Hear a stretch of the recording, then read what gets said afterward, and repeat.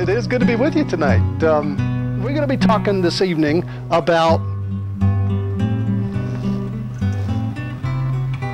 creation and evolution and current issues. How this controversy plays itself out in current issues. Things that are happening in our country. But I got to pause. I'm not a preacher, but I know enough about speaking to know that you never start a talk without telling a joke. Would you allow me to tell a joke this Friday evening? Since this is trick or treat, the trick part, it's actually a story about creation. So it fits in. It was right after creation, and God and Adam were walking together in the cool of the evening, as was their habit. And God says, Adam, how do you like this creation that I made for you? What do you think of it? Adam says, this is a wonderful place. I mean, it is really very good. And God says, is there anything special about it that you'd like to comment on? He says, well, there is one thing. He says, I've noticed, I've been trying to name all the animals as you told me to do, and as I've gotten to know the animals, I've noticed something very important about the animals, that whenever I see one of the animals, there's always two of them walking together. There's a male and a female, and there's always two of them there. And that seems like such a good way to do things. They can walk together and they can be companions through life. But I've noticed, as I've gotten to know the animals, that there's none of the animals that are like me. These animals, they're alike, but they're different somehow. But there's none of these animals that are like me, but different, that can be my companion and go through life with me. And God says, well, that's true. What would you like me to do about it?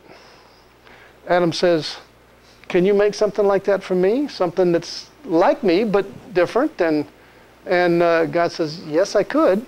But he says, now's the time. Now's the time to put in your order. What would you like?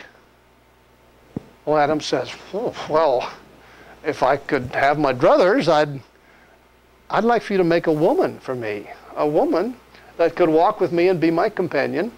And if it's okay, I would like for her to be an absolutely gorgeous doll. I mean, she would be a knockout. She would be beautiful. And not only that, but she would sing to me each morning, and she'd cook my meals for me, and she'd wait on me hand and foot, and never complain. That's what I want. God says, well, I could make that for you, but it's going to cost you an arm and a leg. Adam says, what could I get for a rib? Now, guys, we snicker, but we got something pretty good for that rib, didn't we?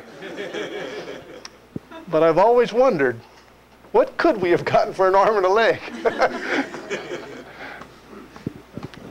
Well, creation, evolution, and current issues.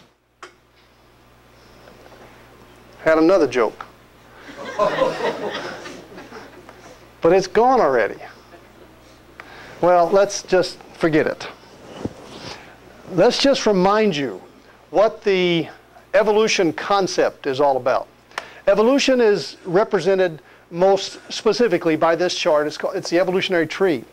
It's the idea behind evolution is that all of life goes back to a common ancestor. In evolution, some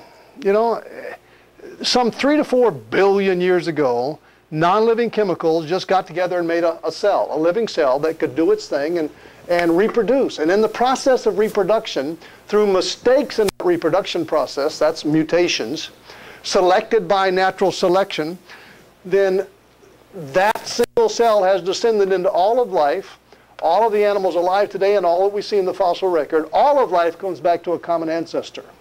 That's the whole idea about evolution. Evolution is not just that we came from the apes, but the apes came from, and on down. We came from fish, and they came from invertebrates, and they all came from slime. All of life goes back to a common ancestor. That's kind of the way, that's what evolution is all about. But this is not really,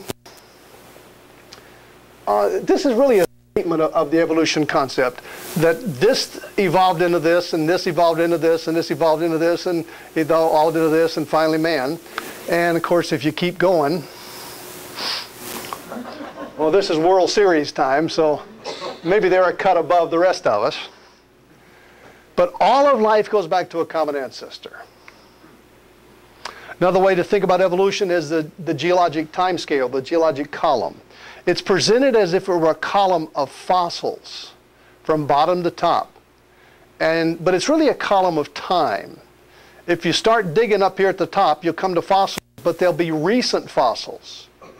Recent fossils like Coke bottles, things like that.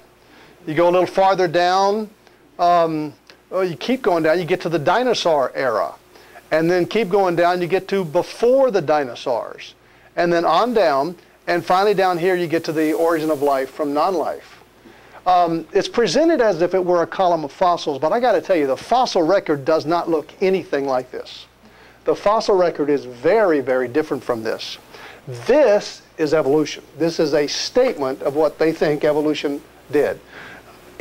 Just look at it, this kind of evolved into that kind of thing, evolved into this kind of thing, and then that, and I mean, fish and amphibians and reptiles and mammals and people. That's the evolution scenario right there. This is a presentation of evolutionary dogma. It is not truly the fossil record. We'll talk about fossils, particularly tomorrow. But this is evolution. So whenever you see this, this is what evolution is saying.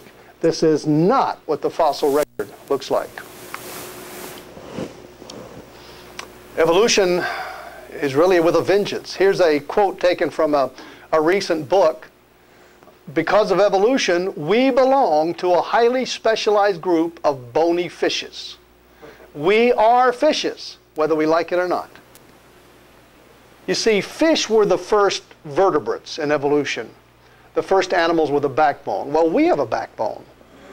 And so they think we came from the fish. We are really just a special category of fish.